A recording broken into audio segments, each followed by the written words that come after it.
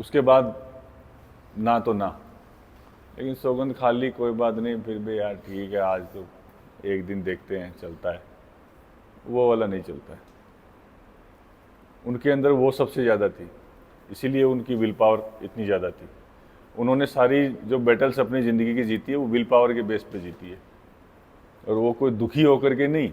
उन्होंने डिसाइड किया कि हाँ ठीक है, यही मेरी डेस्टिनी है, ये मैंने डिसाइड किया, मैंने चूज़ कर लिया, उसके बाद ठीक है। तो या तो आप चूज़ मत करो अपनी डेस्टिनी, या तो आप छोड़ दो दुनिया को फुद्दू बनाना, ओलंपिक जाना क्या है, किसी का उल्लू बनाने की जरूरत नहीं है। छोड़ो ओलंपिक, अपना नॉर्मल स्टूडेंट वगैरह बनो, फिर काम धंधा, कोई दुकान संभालना, कोई नौकरी करना, बाबूगिरी करना, छुट्टी करो ना लाइफ में, फिर खिलाड़ी बनने की ज़रूरत नहीं है। अगर आपने डिसाइड किया है कि ओलंपिक का मेडल भैया गले में चाहिए, तो उसके बाद जो चीज़ भी दिक्कत दे रही है सबको छोड़ते जाओ। अगर आपने डिसाइड कर लिया तो सब चीज़ें फिर हट जानी चाहिए ज़िंदगी से बाहर, या फिर डिसाइड मत करो। तो या तो आपने डिसाइड ही नहीं किया है, और अगर आपने डिसाइड किया है तो फिर आपको तकलीफ नहीं होनी चाहिए। हमारे कर्नल A.N. तिवारी थे, बहुत पहले 2005-06 की बात है। कर्नल तिवारी साहब ने एक चीज़ हमारे एक लेक्चर में कही थी, जब हम लोगों ने जूनियर स्टार्ट किया था, तब एक कहा था कि किसी भी लक्ष्य को ना पाने के पीछे दो ही रीजन हो सकते हैं। एक, या तो आपने उसको चाहा नहीं, शिद्दत से चाहा नहीं, या आपने मेहनत नहीं करी, दो ही रीजन हो सकते हैं। तो ये कर्नल तिवारी साहब की बात मुझे बहुत बार याद आती है कि जब तुम लोगों की शक्लें देखता हूँ मैच के बाद ऐसे आते हो चूसे हुए आम की तरह बाहर रेंज से, तो मुझे वही बात उनकी कई बार याद आती है कि या तो आपने उस लक्ष्य को चाहा नहीं है, और या आपने मेहनत नहीं करी है, इसके अलावा तीसरा काम नहीं हो सकता। फिर आप जैसे दुनिया ऐसे ही बोलती फिरती है, ओलंपिक जाना है जी, मेडल लाना है जी, बढ़िया की दुकान पे मिल रहा है क्या ओलंपिक का मेडल? पापा के पैसे से ले आएंगे, उसके लिए आपको मेहनत करनी पड़ेगी। वो जब तक नहीं करोगे तब तक बात नहीं बनेगी।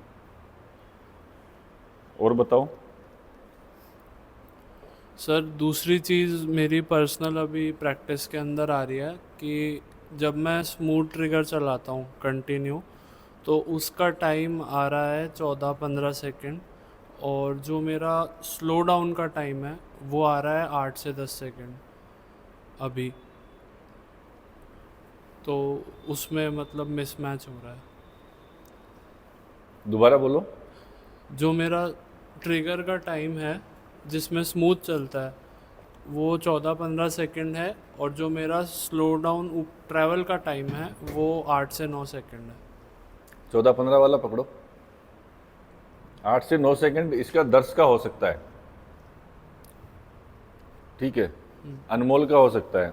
इन्होंने अभी स्टार्ट किया है, इनकी स्टेबिलिटी नहीं है, इनका हाथ एकदम से नीचे आ जाता है, इनके लिए ब्लैक में भी मारें अभी तो इनके लिए पर्याप्त है, इसलिए इनको ज़्यादा परफेक्शन की ज़रूरत नहीं है फिलहाल के लिए, क्योंकि परफेक्शन चाहे तो कर भी नहीं सकते क्योंकि मूवमेंट इतना ज़्यादा है हाथ में। तो इनके लिए ठीक है, आया देखा छोड़ दिया, काले के आसपास काले में लगा बहुत है, ये इसके पूरे काले में लग जाए जिस दिन खुश है, खुश होता है ना, वो 6 सेकंड में भी मार सकते हो तुम, लेकिन तुम्हें 10 चाहिए तो उसके लिए 14-15 सेकंड स्टैंडर्ड टाइम है, उतना तो लगाना ही पड़ेगा। 14-15 सेकंड किसी का बहुत ज़्यादा प्रिसाइज है, 18 सेकंड भी जा सकता है, बट जो भी है वो सेम आना चाहिए, 1-2 सेकंड का ऊपर नीचे हो सकता है, बट ये नहीं कि एक बार 12 सेकंड आ गया एक बार 18 आ गया, वो फिर बात नहीं बनेगी। ठीक है, और किसी का कोई डाउट?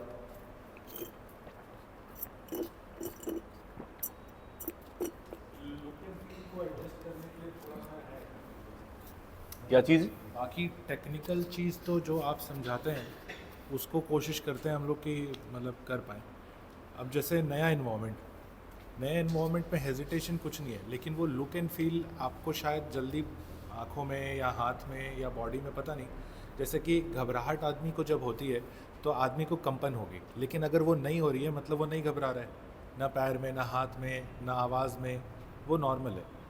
लेकिन इन्वॉर्मेंट उसको कंफर्टेबल अगर नहीं लग रहा है तो क्या करें, मतलब जैसे, और पहली बार अगर आपने रेंज देखी है तो। इन्वायरमेंट वाली चीज़ ऐसे है, पहले के ज़माने में लोग लड़ाइयाँ लड़ते थे, बंदूक भी नहीं होती, तलवार से लड़ते थे जी।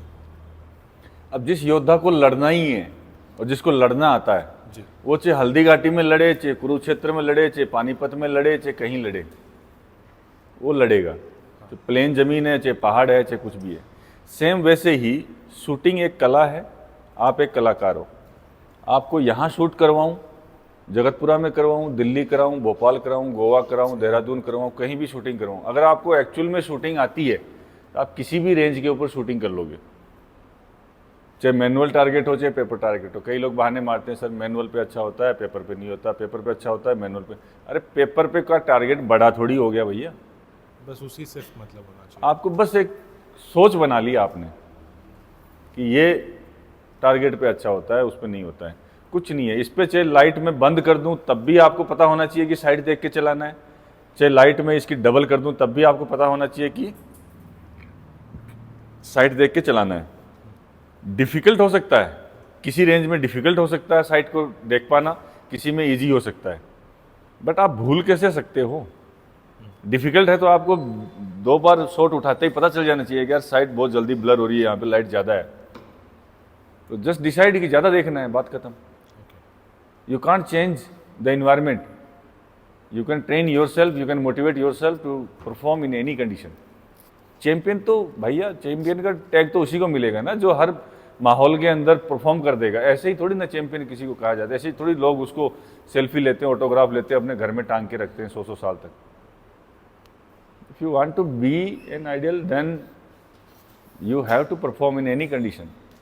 टांग टूट गई नहीं टूट गई फर्क नहीं पड़ता है। मैंने ऐसा भी खिलाड़ी देखा है वर्ल्ड कप के अंदर, हाथ टूटे हुए के अंदर गोली चला रहा है, टांग टूटी हुई है, प्लास्टर लगा हुआ है, फिर भी लाइन पे आ रहा है, एक पैर में जूता है, एक में जूता नहीं है, वर्ल्ड कप के अंदर गोली चला रहा है, मेडल ले रहा है, क्योंकि वो चैंपियन है।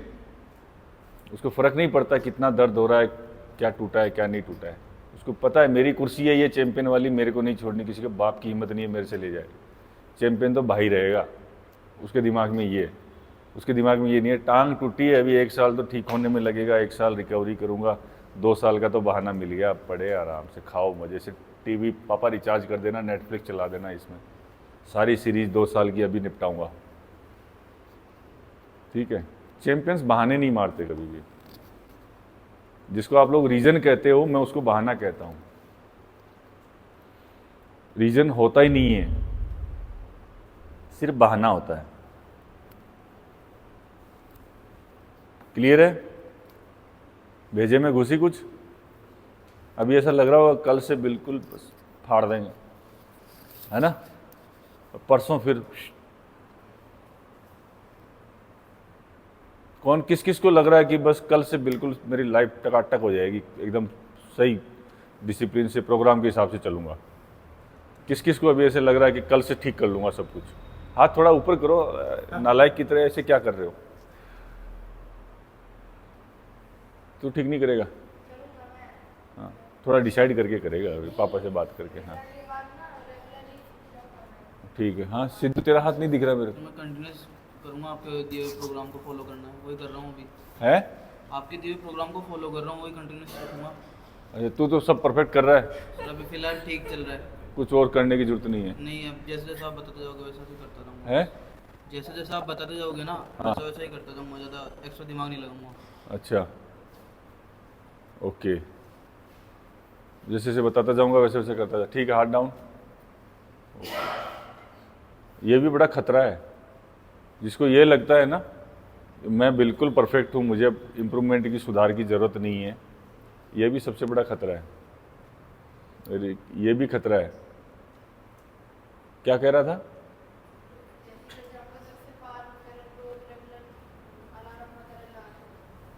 अच्छा, अलार्म वगैरह लगाएगा।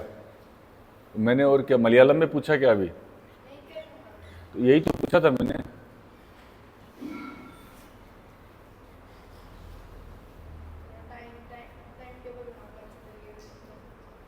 चलो अच्छा है, बनाएगा तो बढ़िया है।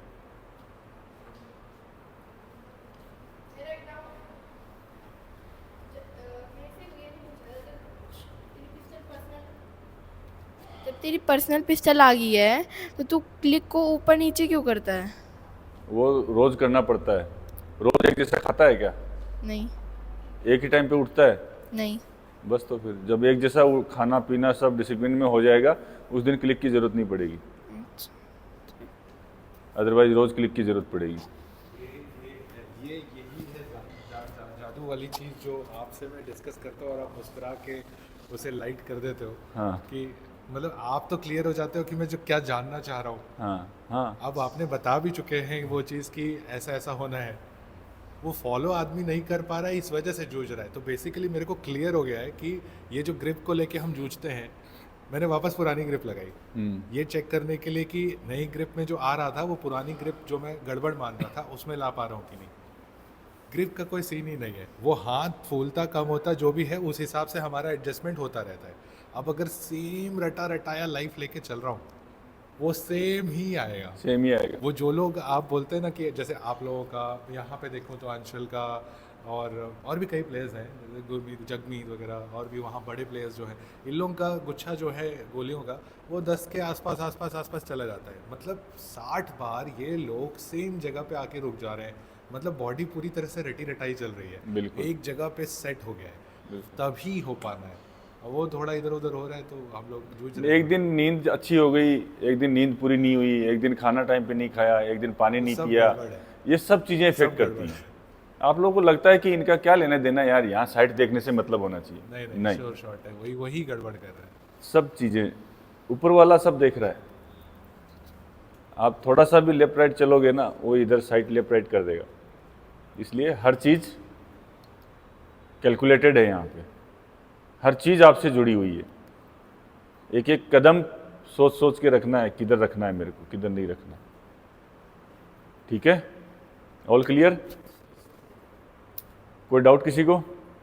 सब खुश हैं, मस्त हैं, मेहनत करेंगे पक्का? कौन बोल रहा है शॉर्ट शॉर्ट कि मैं मेहनत नहीं करूंगा? हाथ ऊपर।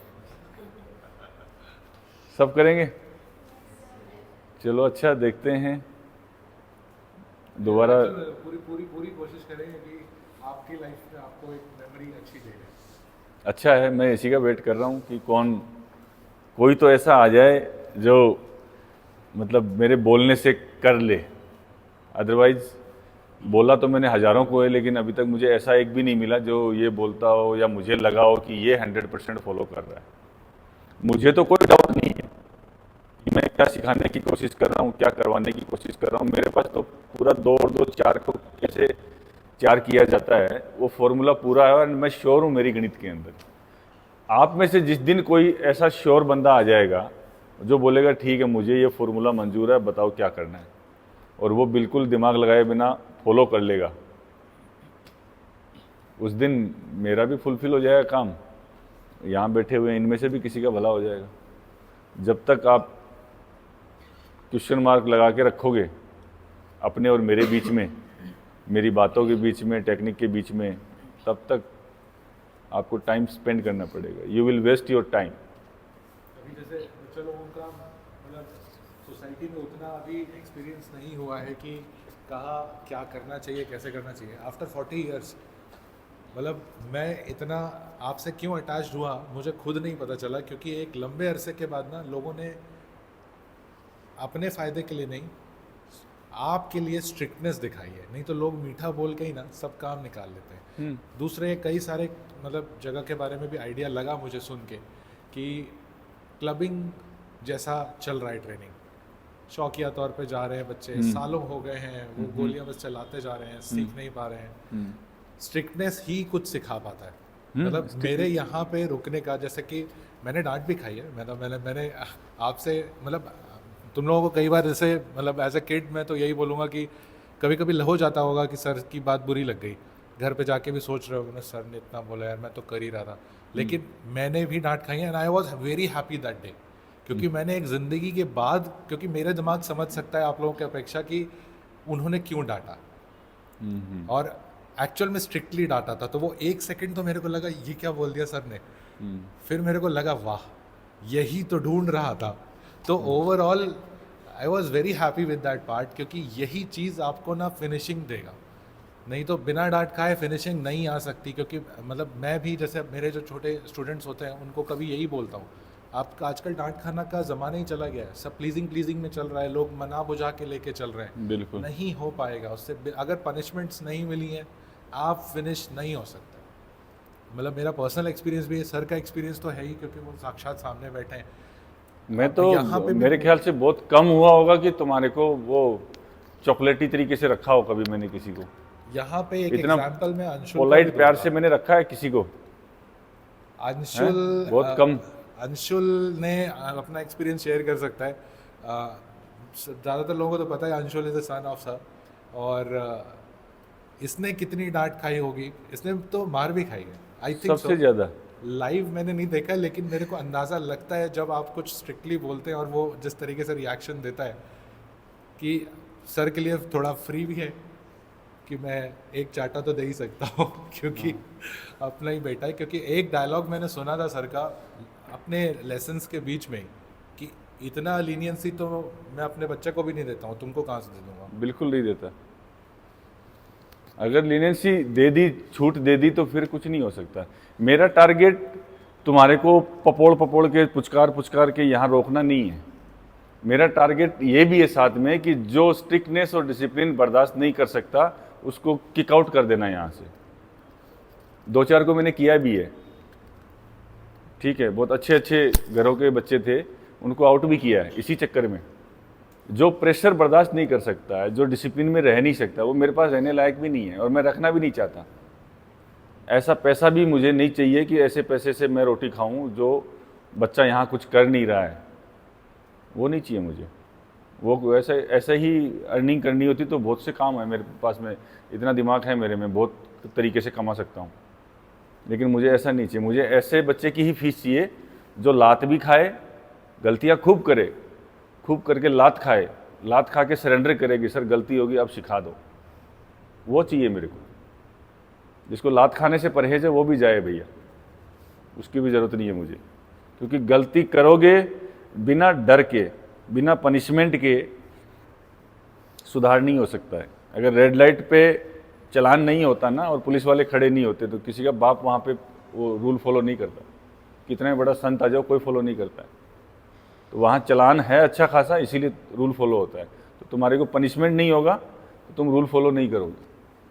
तो ये मत सोचना कभी भी कि भाई पनिशमेंट ज़्यादा है कम है, बार बार रामलाल आ जाता है, कुटाई हो जाती है, मुर्गा बना देते हैं। वो भी तुम्हारी ट्रेनिंग का पार्ट है। जो वो प्रेशर हैंडल कर सकता है, कहीं किसी को लगता होगा कि यार मैं तो थोड़ा सा उम्र में बड़ा हूँ, मेरे को मुर्गा बना दिया, मैं तो लड़की हूँ, मेरे को मुर्गा बना दिया, और इंसल्ट फील होता होगा। वो इंसल्ट भी तुम्हारे को बर्दाश्त करना आना चाहिए। क्योंकि जब तुम सत्ता मारते हो और पीछे 10 आदमी देखते हैं तब भी इंसल्ट फील होती है ना। तो वो तुम्हारे का पेशेंस लेवल होना चाहिए कि नहीं, उसके बाद भी उस घूंट को पी जाना, ठीक है दोबारा साइड देखेंगे अच्छे से, ठीक है मुर्गा बना दिया सर ने, अगली बार गलती नहीं करेंगे। तो वो आना चाहिए तुम्हारे, ये सब पार्ट ऑफ ट्रेनिंग है। इसलिए मैं कहता हूँ मैं तो श्योर हूँ कि मैं क्या कर रहा हूँ। तुम्हें श्योर होना है या तुम्हें समझना है, ये तुम लोगों को डिसाइड करना है। ठीक है, 5 मिनट का ब्रेक है, उसके बाद में 10 मिनट ड्राई और उसके बाद एक एक्सरसाइज करेंगे। ठीक है, गेट रेडी।